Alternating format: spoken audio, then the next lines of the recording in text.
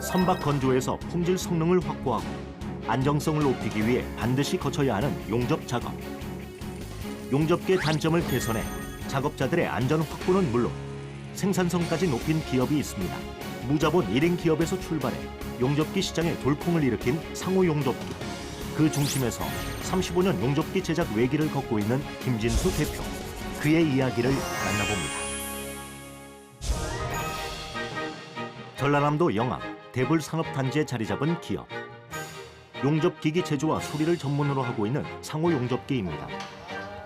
1999년 창업한 이후 오로지 기술력 하나로 인정받고 있는 용접기 전문업체인데요. 끊임없는 신기술 개발로 한국 조선업 발전에 기여했다 평가받는 기업이기도 합니다. 3호만의 기술력을 국내외에 인정받을 수 있었던 원동력. 35년 용접기 개발 외길을 걸어온 김진수 대표가 있기에 가능했는데요. 어차피 조선산업을 주로 하다 보니까 이제 CO2 용접기가 거의 주력 상품이에요.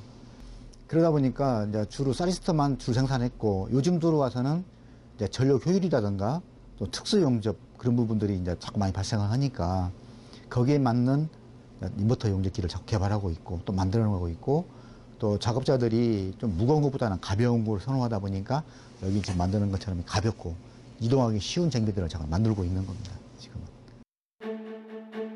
선체 조립을 위해 가장 많이 사용되는 공정 기법인 용접. 그만큼 시간과 비용이 많이 투입되는 작업이기도 합니다.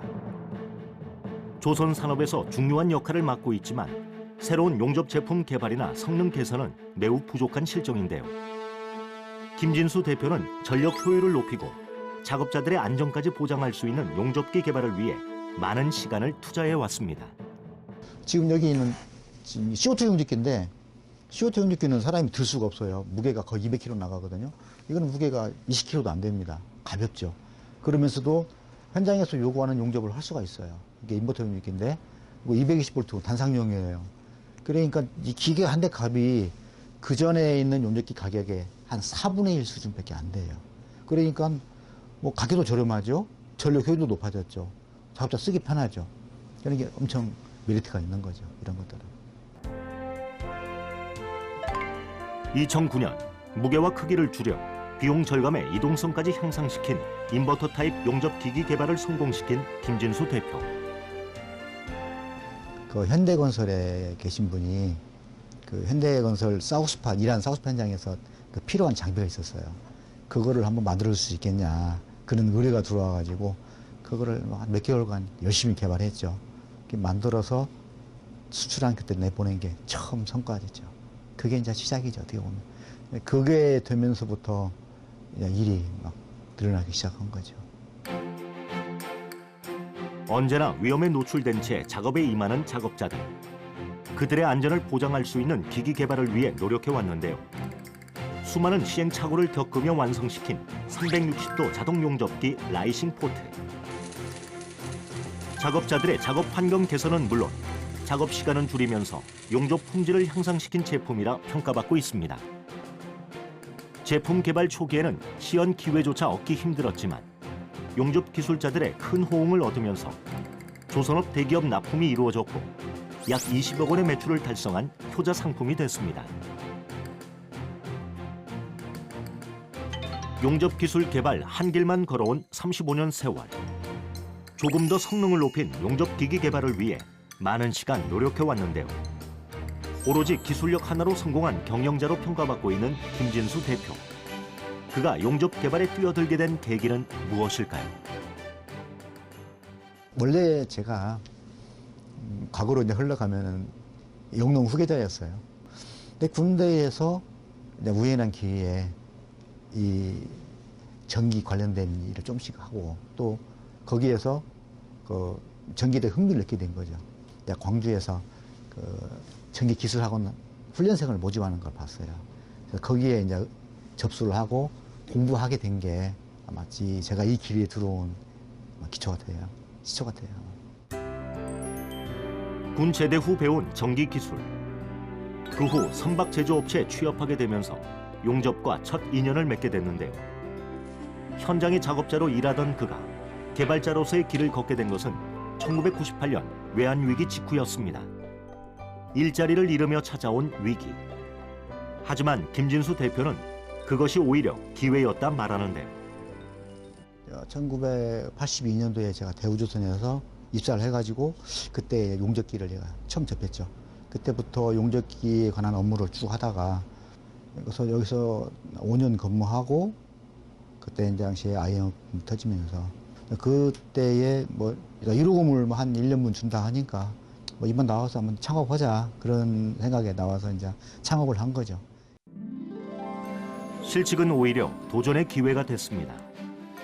기술력 하나만 믿고 시작한 사업은 조금씩 성과를 보였고 업계에서 인정받는 업체로 성장하게 됐습니다. 승승장구할 것 같았던 시간들. 하지만 위기는 다른 곳에서 찾아왔습니다. 제가 이 일을 시작하고 이제 이 일이 내 적성에 맞아서 일이 참 재밌었어요. 이게 아무리 늦게까지 일해도 피곤하다거나 뭐 일이 하기 싫다든가 이런 적은 한 번도 없었어요. 근데 물건을 팔고 돈을 잘 받아야 되는데 그쪽은 신경을 못 쓴 거죠. 그러다 보니까 뭐 한 15억 정도 되는 돈을 뜯겼어요. 이게 부도를 맞은 거죠. 그런 과정에서 굉장히 내가 많이 힘들었죠. 믿었던 사람한테 배신당하는 게 돈 못 받은 것도 있었지만 이게 이제 그게 누적이 되다 보니까 이게 이제 공황장애하고 우울증이라는 것까지 이제 병이 와서 한 3년간을 제가 일을 못하고 쉬었습니다. 그래서 그러는 과정에서 믿고 맡겼던 직원이 배신하고 나가서 다른 업체를 차리고 똑같은 동종업체를 차리고 그런 배신을 당하니까 진짜 너무 힘들더라고요. 믿고 일을 맡겼던 이들에게 받은 상처는 쉽게 아물지 않았는데요. 땀 흘려 일궈놓았던 모든 것이 무너지는 실망감에 힘든 시간을 보내야만 했습니다. 아픔을 털어내고 다시 재기하려는 그에게 힘이 되어준 것은 바로 가족이었습니다. 직원이 이제 배신하고 나가는 과정에서 인수인계가 잘 안 돼서 제대로요.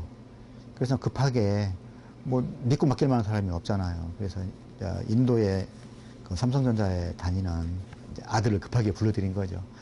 반 협박, 반 부탁, 아예 애걸해서 이제 와서 맡겼는데 와서 많이 힘들어했어요, 아들도요. 근데 지금은 이제 많이 안정이 돼서 잘하고 있습니다.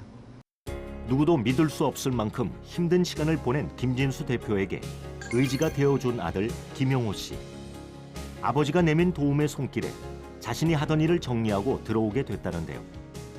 저한테 좀 안 되겠냐 이렇게 얘기하셨고 이제 제가 꼭 가야 되는 상황이니까라고 했더니 네가 아니면은 돈 금전적인 문제를 맡길 수가 없다라고 하셨거든요. 왜냐하면은 전에 나가신 분이 사업 관련해서 그리고 금전 관련해서 모든 정보를 가지고 다 나갔거든요. 영업만까지 다 가지고 나갔거든요. 그러니까는 믿고 맡기실 수가 없었나 보더라고요. 그래서 저를 부르신 거고, 네. 힘든 일을 겪고 난 후 다시 시작된 그의 도전. 사업은 조금씩 안정을 찾아갔지만 사람에게 상처받은 마음은 쉽게 풀어지지 않았는데요. 자신감을 잃은 그가 다시 꿈을 키우고 도전할 수 있도록 힘을 준 계기가 있었다고 합니다. 그렇게 힘들게 이제 일을 겪고 나니까 어떤 일에 대한 자신감도 없고 이제 많이 위축이 돼 있었는데 옆에서 보고 있던 아들이 많이 안타까웠겠죠. 근데 엔지니어상 그게 제도가 있다는 걸 알고 거기다 신청을 한 거예요.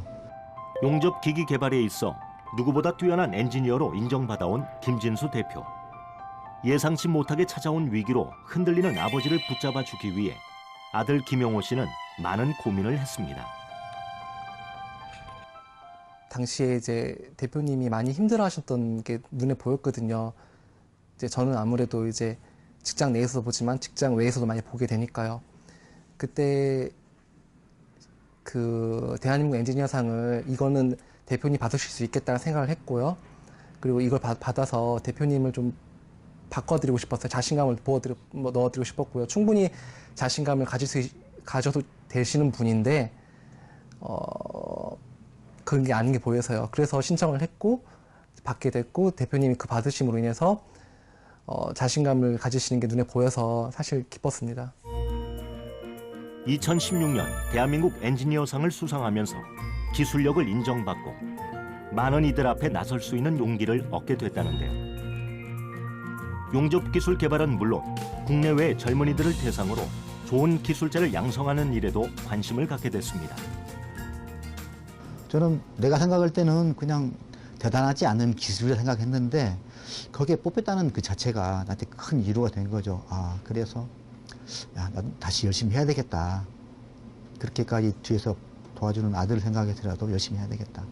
그런 용기를 얻은 거죠. 기술 개발과 사업체를 꾸려가는 바쁜 일상 중에서도 꼼꼼하게 챙겨 듣는다는 강희. 미래를 위한 새로운 일을 계획하고 있기 때문입니다. 저희 대표님은 열정이 대단하신 분이에요. 어떤 이렇게 학구열도 굉장히 강하시고요. 어떤 해결되지 않은 것에 대해서는 기필코 해결한다는 생각을 갖고 계시고 결국은 해결할 때까지 끝까지 노력을 잃지 않고 하시는 분이십니다. 노력해온 인간이죠. 김진수 대표가 새롭게 관심을 갖고 공부를 시작한 것은 인재 양성 프로그램인데요.